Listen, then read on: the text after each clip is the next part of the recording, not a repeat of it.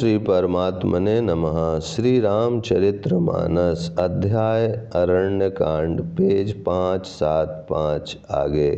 श्री रामचंद्र जी का सुंदर यश कलयुग के पापों का नाश करने वाला, मन को दमन करने वाला और सुख का मूल है। जो लोग इसे आदर पूर्वक सुनते हैं उन पर श्री राम जी प्रसन्न रहते हैं। यह कठिन कली काल पापों का खजाना है। इसमें न धर्म है, न ज्ञान है और न योग तथा जप ही है। इसमें तो जो लोग सब भरोसों को छोड़कर श्री राम जी को ही बसते हैं वे ही चतुर हैं। मुनि के चरण कमलों में सिर नवाकर देवता, मनुष्य और मुनियों के स्वामी श्री राम जी वन को चले। आगे श्री राम जी हैं और उनके पीछे छोटे भाई लक्ष्मण जी हैं। दोनों ही मुनियों का सुंदर वेश बनाए अत्यंत सुशोभित हैं। दोनों के बीच में श्री जानकी जी कैसे सुशोभित हैं, जैसे ब्रह्म और जीव के बीच माया हो। नदी, वन, पर्वत और दुर्गम घाटियाँ सभी अपने स्वामी को पहचान कर सुंदर रास्ता दे देते हैं। जहाँ जहाँ देव श्री रघुनाथ जी जाते हैं वहाँ वहाँ बादल आकाश में छाया करते जाते हैं। रास्ते में जाते हुए विराध राक्षस मिला। सामने आते ही श्री रघुनाथ जी ने उसे मार डाला। श्री राम जी के हाथ से मरते ही उसने तुरंत सुंदर दिव्य रूप प्राप्त कर लिया। दुखी देखकर प्रभु ने उसे अपने परम धाम को भेज दिया। फिर वे सुंदर छोटे भाई लक्ष्मण जी और सीता जी के साथ वहां आए जहां मुनि सर्वंग जी थे।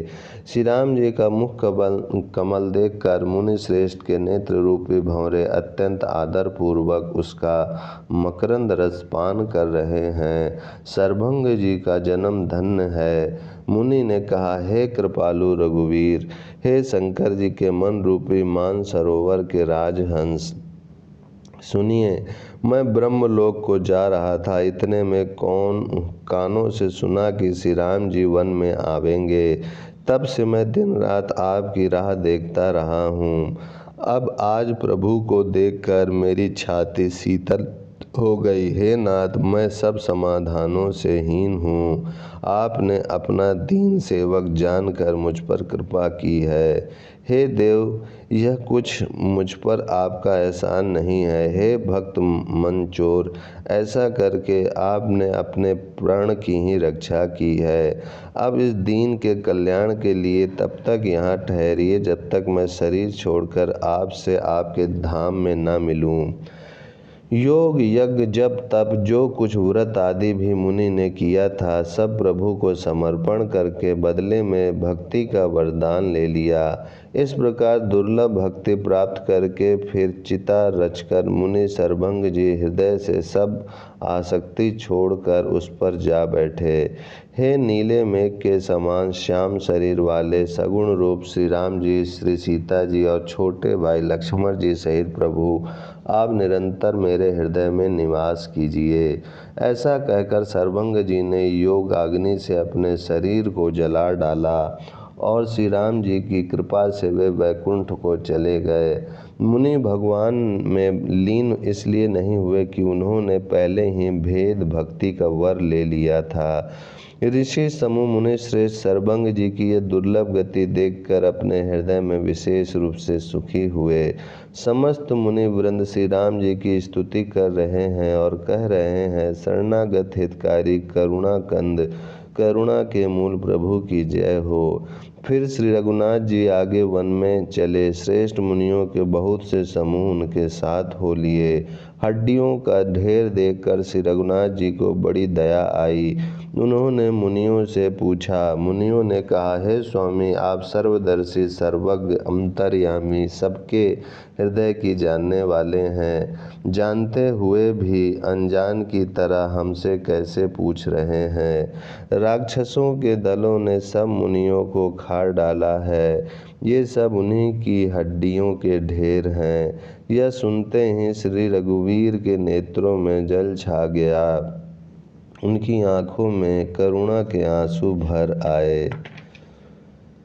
श्री राम जी ने भुजा उठाकर प्रण किया कि मैं पृथ्वी को राक्षसों से रहित कर दूंगा।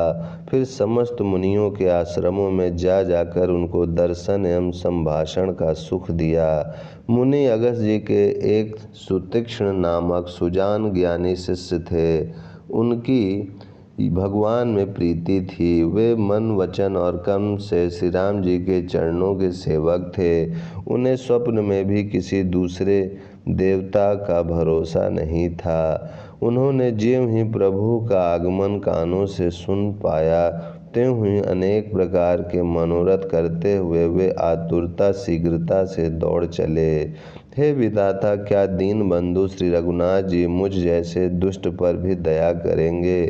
क्या स्वामी श्री राम जी छोटे भाई लक्ष्मण जी सहित मुझसे अपने सेवक की तरह मिलेंगे? मेरे हृदय में दृढ़ विश्वास नहीं होता, क्योंकि मेरे मन में भक्ति वैराग्य या ज्ञान कुछ भी नहीं है। मैंने ना तो सत्संग योग जप अथवा यज्ञ ही किए हैं और न प्रभु के चरण कमलों में मेरा दृढ़ अनुराग ही है। हाँ, दया के भंडार प्रभु की एक बान है कि जिसे किसी दूसरे का सहारा नहीं है वह उन्हें प्रिय होता है। भगवान की इस बान का स्मरण आते ही मुनि आनंद मग्न होकर मन ही मन कहने लगे, आहा, भव बंधन से छुड़ाने वाले प्रभु के मुखार विंद को देखकर आज मेरे नेत्र सफल होंगे। शिव जी कहते हैं, हे भवानी, ज्ञानी मुनि प्रेम में पूर्ण रूप से निमग्न हैं। उनकी वह दशा कहीं नहीं जाती। उन्हें दिशा विदिशा, दिशाएं और उनके कोण आदि और रास्ता कुछ भी नहीं सूझ रहा है। मैं कौन हूँ और कहाँ जा रहा हूँ यह भी नहीं जानते, इसका भी ज्ञान नहीं है। वे कभी पीछे घूमकर फिर आगे चलने लगते हैं और कभी प्रभु के गुण गा गा कर नाचने लगते हैं। मुनि ने प्रगाढ़ प्रेमा भक्ति प्राप्त कर ली। प्रभु श्री राम जी वृक्ष की आड़ में छिपकर भक्ति की प्रेम उन्मत्त दशा देख रहे हैं। मुनि का अत्यंत प्रेम देखकर भव भय आवागमन के भय को हरने वाले श्री रघुनाथ जी मुनि के हृदय में प्रकट हो गए।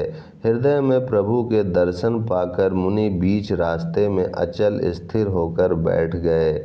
उनका शरीर रोमांच से कटहल के फल के समान कंठित हो गया। तब श्री रघुनाथ जी उनके पास चले आए और अपने भक्त की प्रेम दशा देखकर मन में बहुत प्रसन्न हुए। श्री राम जी ने मुनि को बहुत प्रकार से जगाया, पर मुनि नहीं जागे, क्योंकि उन्हें प्रभु के ध्यान का सुख प्राप्त हो रहा था। तब श्री राम जी ने अपने राज रूप को छिपा लिया और उनके हृदय में अपना चतुर्भुज रूप प्रकट किया। तब अपने इष्ट स्वरूप के अंतर ध्यान होते ही मुनि कैसे व्याकुल होकर उठे, जैसे श्रेष्ठ मणिधर सर्प मणि के बिना व्याकुल हो जाता है। मुनि ने अपने सामने श्री सीता जी और लक्ष्मण जी सहित श्याम सुंदर विग्रह सुखधाम श्री राम जी को देखा। प्रेम में मग्न हुए वे बड़भागी श्रेष्ठ मुनि लाठी की तरह गिरकर श्री राम जी के चरणों में लग गए। श्री राम जी ने अपनी विशाल भुजाओं से पकड़कर उन्हें उठा लिया और बड़े प्रेम से हृदय से लगा रखा। कृपालु श्री रामचंद्र जी मुनि से मिलते हुए ऐसे शोभित हो रहे हैं मानो सोने के वृक्ष से तमाल का वृक्ष गले लगकर मिल रहा हो।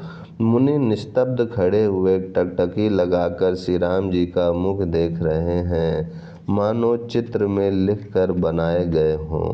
ओम शांति शांति शांति।